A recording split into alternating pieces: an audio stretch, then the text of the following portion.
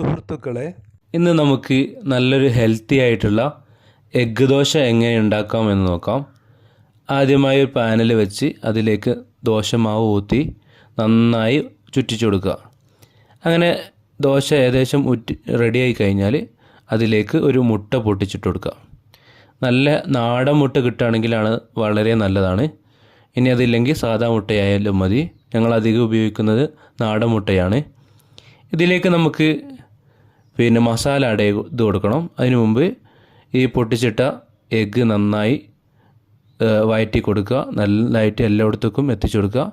അതിനുശേഷം അതിലേക്ക് നമുക്ക് മസാല ഇട്ട് കൊടുക്കണം. നമ്മളിവിടെ എടുത്തിരിക്കുന്നത് നല്ല ഹെൽത്തി ആയിട്ടുള്ള നല്ല ആൻറ്റി ഓക്സിഡൻറ്റും നല്ല വൈറ്റമിൻസൊക്കെ അടങ്ങിയ നല്ല വെജിറ്റബിൾസ് ഉപയോഗിച്ച് നല്ല ഒരു മസാലയാണ് എടുത്തത്. ആ മസാല അതിലേക്ക് ഇട്ട് കൊടുക്കുക. അതിൽ നന്നായി മല്ലിയിലൊക്കെ ഉപയോഗിക്കുകയാണെങ്കിൽ വളരെ നല്ലതാണ്.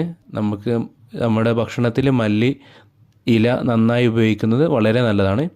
അപ്പോൾ ഇതിലെയും ഈ മസാലയിൽ നമ്മൾ നന്നായിട്ട് ക്യാരറ്റും മല്ലിയിലൊക്കെ ഉപയോഗിച്ചിട്ടുണ്ട്. അങ്ങനെ അത് നല്ലതായിട്ട് എല്ലാ ഭാഗത്തും ചുറ്റിച്ച് കൊടുക്കുക.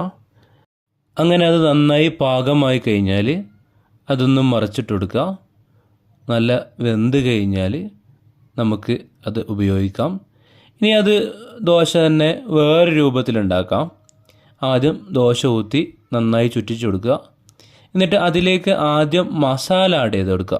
ആദ്യം മുട്ട ഇടുന്നതിന് പകരം മസാല ആഡ് ചെയ്ത് കൊടുക്കുക. ഇങ്ങനെ ചെയ്യുമ്പോൾ മസാല കറക്റ്റ് അതിൽ പിടിച്ച് കിട്ടും. മസാല കൊഴിഞ്ഞു പോകുന്നില്ല. നന്നായി മസാല ഇട്ടതിന് ശേഷം അതിൻ്റെ മേലേക്ക് മുട്ട പൊട്ടിച്ചിട്ട് കൊടുക്കുക. ഇതിൻ്റെ മുട്ട എല്ലാ ഭാഗത്തേക്കും ഇങ്ങനെ ചട്ടകം കൊണ്ട് എത്തിച്ചു കൊടുക്കാം. ചട്ടി ചുറ്റിച്ചിട്ട് നമുക്ക് എത്തിച്ചു കൊടുക്കാൻ പറ്റും. ഇങ്ങനെയും നമുക്ക് ഉപയോഗപ്പെടുത്താം. ഇങ്ങനെ ചെയ്താൽ എവിടെയും മസാല പോവില്ല. കൃത്യമായിട്ട് മസാല ലഭിക്കും.